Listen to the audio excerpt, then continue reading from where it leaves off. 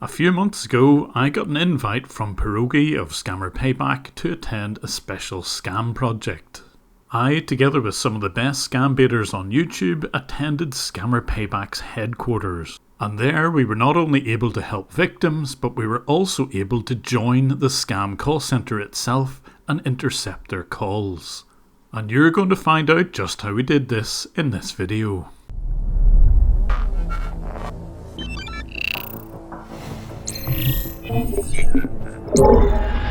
The thought of having so many like-minded people all in one room and the ability to fight scams and help victims was just too much to resist. So I just had to join Scammer Payback in his headquarters somewhere in the USA. Joining me were Ben from Pleasant Green, CJ Scams, Deyo, Karl Rock, Pierogi and Brandon from Scammer Payback, Ray from Paul Scambaits, and Ash and Art from Trilogy Media. And together would form our own anti-scam call centre. But to understand how we could join a scam call centre from the USA even though they were actually located in India, we need to really dig deep into how the scam call centres actually work. This is CCTV footage from a notorious scam call centre, Met Technologies. As you can see, there are computers, headphones and physical phones. This slightly shaky footage is taken from an insider that we put into one such scam call centre. You can make out enough details to see what type of phone he's using. Importantly, it's not a conventional phone, it's an IP or SIP phone. No scam call centres ever use conventional phones. It would be too easy to block the traffic and it would simply cost too much. Instead, they use Voice over Internet Protocol or VoIP. You connect this sort of phone using an internet cable and it won't connect directly to a public switched telephone network. So the majority of call centres will just use PCs with headphones attached and a software version of the phone that you just saw. And when they do use software based phones, they inevitably will not pay for licenses for the software. I've seen the same old version of X-Lite used in multiple scam call centres, all of which are pirated. But having dial tone isn't quite enough. You need to make sure that your voice traffic really does route to your victims' phones. And for this you need to have a trunk provider. This is a server on the internet which will carry your traffic to its destination. The majority of scammers use legitimate software called VoIP to make their outbound calls. The reason that it's popular with them is that it's free to use and the expertise is there primarily in India to configure it to make mass robocalls. The agents sitting at their desks can use either physical phones or software phones to send and receive phone calls. And understanding how this VoIP software is configured was absolutely key to allow us to join a scam call centre without the agents knowing we were there. And to show how all these scam calls reach victims, we'll use Met Technologies as the example. When scammers need an inbound number to receive calls from victims, they'll use legitimate services like this one called tollfreeforwarding.com. You're looking here at the PC of a Met Technologies admin. He's trying to buy himself a US phone number for use in a scam. However, since these phone numbers tend to get used for other scams, he's checking the reputation of that phone number before he buys it. So he uses websites like RoboKiller to check the reputation online. You wouldn't want your latest scam to be blocked at the first hurdle. So when the inbound numbers are sorted, now it's time to make the outbound robocalls. First, they need the data and particularly the phone numbers of the victims that they're going to call. They can get this data from various sources and I always see them receive regular updates via email, WhatsApp and Telegram. Here, Met Technologies are loading data of Swiss people into their RoboDial system VoIP. The data has to be formatted and duplicates removed and then it's loaded in.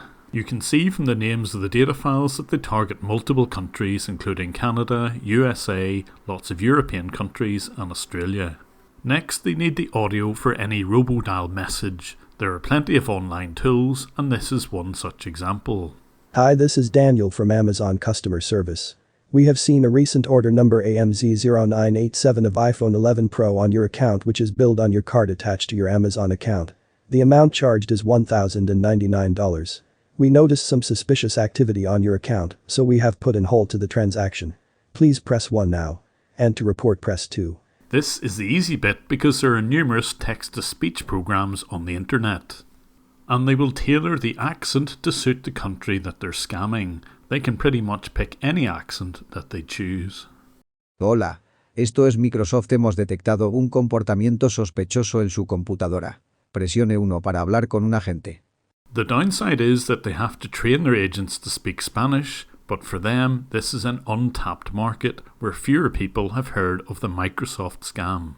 This is a real recording of a Met Technologies agent attempting that Microsoft scam. He adopts a fake Spanish name and you can see his call notes on the right hand side written in Spanish. Hola. Hola, buenos días. Señora, Buenos mi días. nombre es Diego. Te estoy llamando desde la empresa de Microsoft para su ordenador, ¿vale? Mire, estoy trabajando, no puedo atenderle, gracias. As a trial run, I joined Met Technologies call centre only to find that my foreign language skills weren't up to the job. Hello? Hello, do you speak English? Hello? Hello, yes, do you speak any English? Where? Okay, this is a scam phone call. It's not a real phone call. There's a scam call centre in India who are making these Ja, phone danke calls. schön. Ja, kein Drass. Danke schön. Okay, thanks, Sean. But it was by looking at the carrier settings that I get most information about these phone calls. They would use the cheapest servers available. Here, this one is in Europe under Velia.net, and would configure their caller ID to look like the number they were calling with the last few digits randomised. I've sent numerous reports of abuse of the servers in Europe to the various hosting companies. But so far, Velia.net and the other favourite Hetzner have ignored all of my abuse requests. So knowing the scammer setup and having done a trial run, next was the People's Call Centre. We would look for unused telephones in the activity report and commandeer these for use in our call centre. And we could use these phones in two modes. We could listen in to other scammers and warn their victims, or we could actually join the call centre itself and speak to victims directly. So when I'd set this up around the People's Call Centre, I was able to explain to the team just how this would work. Those victims will have heard a robocall and press 1, and instead of getting to a scam call centre in India, they're going Get here. this call center. So call Yeah. center versus call center. Yeah. Let's freaking And go. that's a real Call deal. center versus call center, baby. Let's go. Bam, bam, bam, bam! Let's freaking go. Yeah. So that's how we could hear the calls, but what about why we wanted to intercept them? Every year in the US alone, nearly $6 billion is lost due to fraud. There's also a victim of identity theft every 6 seconds. This is why I've teamed up with Aura. Aura is an identity theft protection, fraud monitoring, VPN, password management and antivirus software all rolled up in one app. So if you want to keep you and your family's online presence safe, check out aura.com/Jim and there you'll get a free 14-day trial. Try it out and see where your data appears on the dark web. So in the People's Call Centre, we just reached the point where we had control of the scammers' phones. So here's Ben having a chat about the scammers that he can hear. So right now we've thwarted a couple of attempts to scam some victims, and right now I'm just kind of waiting for more victims to call in. So I'm listening in, and I can hear them joking with each other. I can hear them watching TV, listening to music. It's kind of boring, but at the same time it's kind of amusing. So I'm having fun. And if someone pressed 1, we would explain to the victim that the whole thing was a scam and never to do that. Ma'am, yeah, I understand. This is a scam call center that you've called. Please do not believe these robocalls that are calling you. These are just automated messages that scammers use to call innocent people like you and take your money. So any calls like that you're getting from Amazon, just ignore them. Amazon will never ever call you directly like that. And it gave us a chance to dig more deeply into some of the scams. Here's Modder Paul, who's managed to uncover a whole network of people prepared to launder money. That's the whole reason I call these guys, is to get the elderly victims that they set up for money laundering, and we get them in touch with the authority, and we find in their community a way to help them get back on their feet. And here's CJ to explain what we do whenever we find bank accounts which are being used by scammers and money launderers. He sent me a domestic account. The account is out of Washington, is where the bank is located. And so I passed that information to Brandon, and he's going to go give it to his people. So it's good. And we were able to intercept many different types of scams. The majority of them tended to be Amazon, but here Deyo is talking about one where they're pretending to be another favourite, Geek Squad. So right now we're listening to inbound calls from She said, hello, is that Geek right? Squad. This guy sounds really bored right now. It's like nothing's coming in. They're just like literally. All these scammers use Hawaii phone numbers, and we're listening to see if we can hear anything, anybody that they connect to that we can help. But probably the most satisfying type of calls would be the ones where we were actually able to stop victims from being scammed. Here, Trilogy Media has managed to intercept a potential victim. No, ma'am, I'm here. Your call has been rerouted. We are calling from the People's Call Center. I'm here to let you know that this is a scam. Those people are not really Amazon, so if you're... No, they are. Yes. Exactly, because it's a scam. So, yeah, ma'am, when you get these calls, don't push one, don't answer it, and just... All right, thank you so much. Yes! Sure. She had it. And here's Daniel from the Scammer Payback team doing his bit. Another one Hi, saved. Daniel, you got there? Got there in time. Do you mind telling me what happened with that one? Yeah, so essentially the scammers called her up. Yep. Said they were from Amazon and that she had a $200 charge that she needed to take care of. They were trying to get her to a computer. She didn't have one. They were trying to get her to download AnyDesk on her phone. She said she didn't want to do it.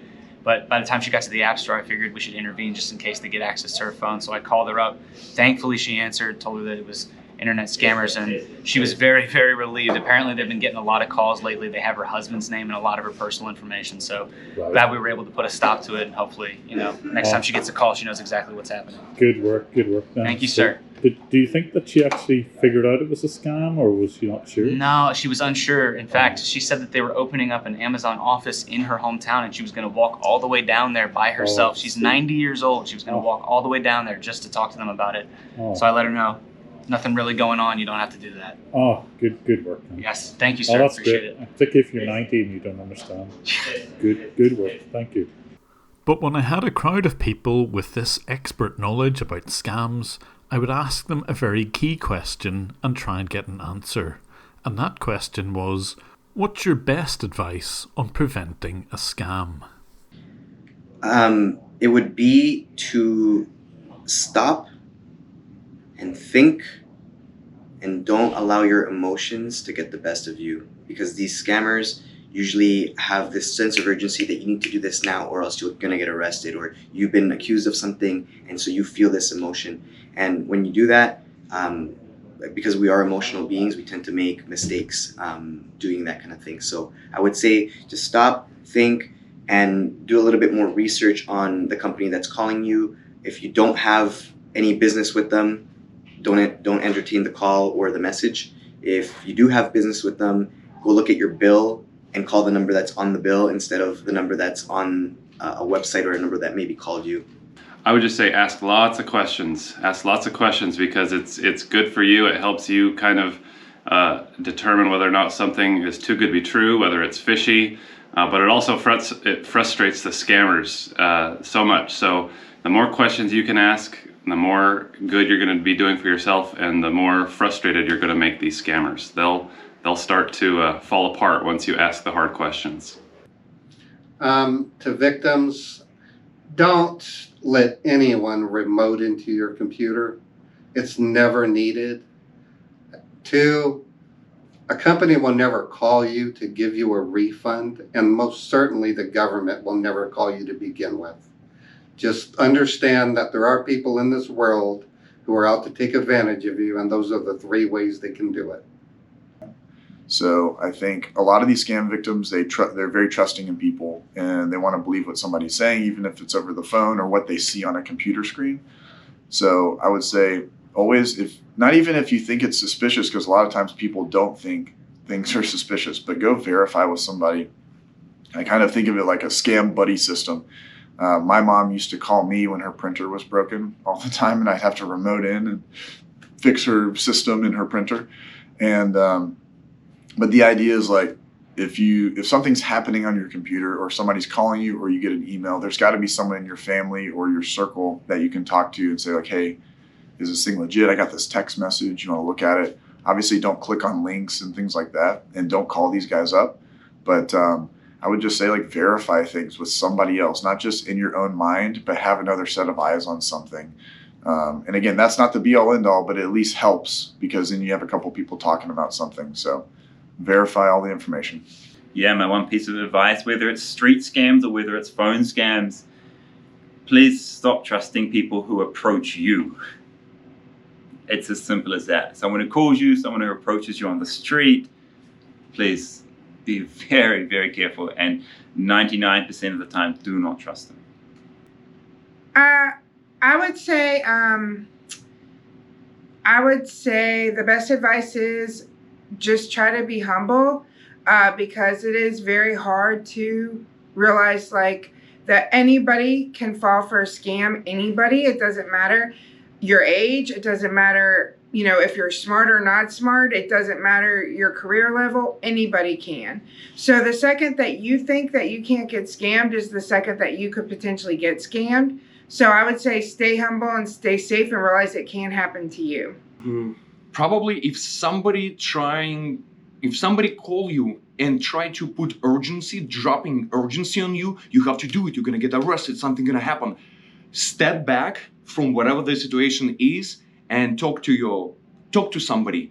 Don't get manipulated. Talk to your family, your friends, your neighbors, and give a second. Don't make irrational. I